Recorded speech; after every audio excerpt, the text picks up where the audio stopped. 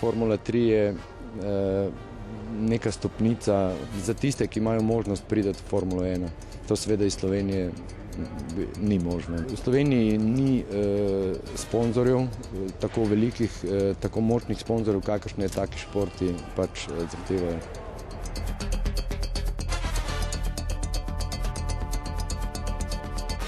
V mladih letih sem se ukvarjal nekaj z motokrosom in drugimi takimi športi. In potem se mi je pokazala priložnost, da to kupim in seveda sem bil dovolj nor, da sem to naredil. Ne. To je od otroštva naprej se ti vleče pač. Enostavno zaradi hitrosti v krvi, bom rekel. Ne.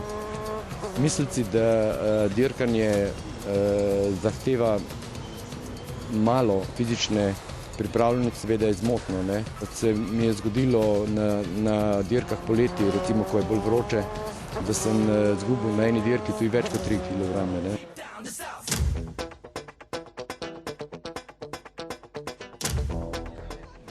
V dirkanju je tako, ne, mogoče neka manjša količina treme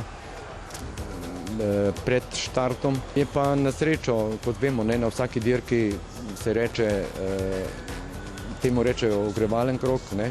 In ta krog, jaz mislim, da meni sigurno, pa tudi drugim dirkačem odvzame ta del, če pogojno rečemo temu trema. Ne.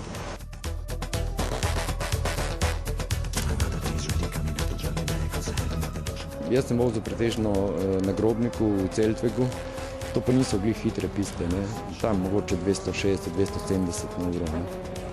Jaz imam seveda raj mokre piste, predvsem za večje količine držja. Ne.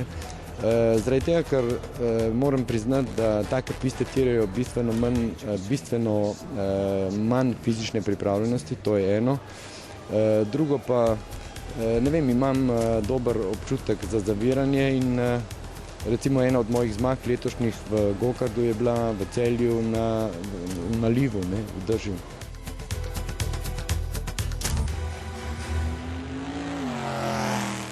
Kakšni so načrti, ambicije, glede na to, da ste pred kratkim začeli s Formulo 3?